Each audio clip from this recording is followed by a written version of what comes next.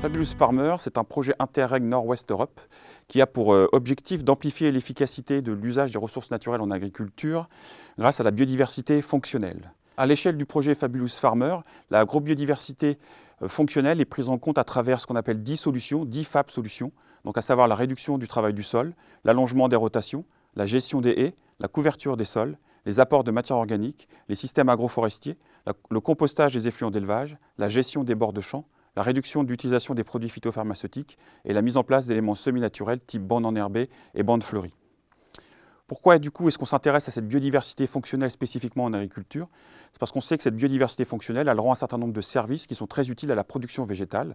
Des services dits supports, c'est tout ce qui va se passer notamment au niveau du sol avec le recyclage des matières organiques, avec la structuration du profil du sol.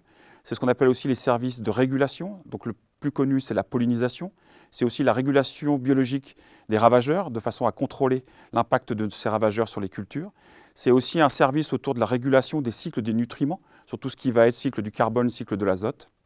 Et c'est aussi un certain nombre d'actions autour de la régulation de l'eau et de l'érosion des sols, à savoir tout ce qui va permettre une meilleure infiltration et une meilleure réduction de l'érosion des sols. Et tout ça, ça donne ce qu'on appelle des services de production, à savoir justement la production de biomasse à la surface de ces sols. Fabulous Farmer, en fait, ça a pour objectif d'accélérer la mise en œuvre de ces pratiques à travers un certain nombre d'actions qui sont dans un premier temps d'approfondir les connaissances autour du rôle de la biodiversité fonctionnelle en agriculture, de favoriser les échanges justement auprès des agriculteurs, auprès des scientifiques sur ces connaissances, mais aussi un rôle important de diffusion vis-à-vis du grand public. Donc c'est aussi un rôle dans ce projet de faire connaître au plus grand nombre les travaux qui sont menés autour de la biodiversité fonctionnelle. Ce projet, il réunit 5 pays. La France, la Hollande, le Royaume-Uni, la Belgique et le Luxembourg. Et donc, sur chacun de ces pays, vous avez un certain nombre de ce qu'on appelle de régions pilotes, donc une douzaine de régions pilotes qui travaillent sur différentes thématiques. En France, vous avez 3 régions pilotes, une en Normandie, une dans les Pays de Loire et une en Bretagne. Le projet a démarré en janvier 2019 et il s'arrêtera en janvier 2023.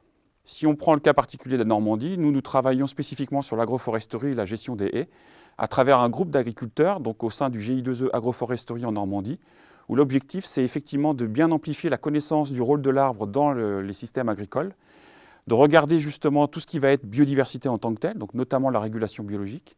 C'est aussi de regarder les autres impacts, ce qu'on appelle la triple performance, à savoir effectivement les impacts environnementaux, mais aussi les impacts sociétaux, sociaux et les impacts économiques. Et puis, c'est de regarder aussi comment on peut faire connaître ces travaux auprès du plus grand nombre. Et pour illustrer ce travail, en fin d'année dernière, nous avons réalisé un jeu de loi, un plateau de jeu qui nous permet de parler justement d'arbres et d'agriculture au plus grand nombre, mais notamment aux jeunes enfants. Si le projet Fabulous Farmer s'arrête en janvier 2023, un des objectifs du projet, c'est quand même que les actions mises en place et la dynamique mise en place au niveau des territoires pilotes se poursuivent après cette date de janvier 2023. Ça, c'est une des actions assez fortes de ce projet Fabulous Farmer, c'est qu'on ne s'arrête pas à la fin du projet. L'idée, c'est bien d'avoir un impact sur le long terme. Si vous souhaitez en savoir plus, je vous invite à nous rejoindre sur le stand lors de la journée Champ d'innovation ou à consulter le site fabulousfarmer.eu.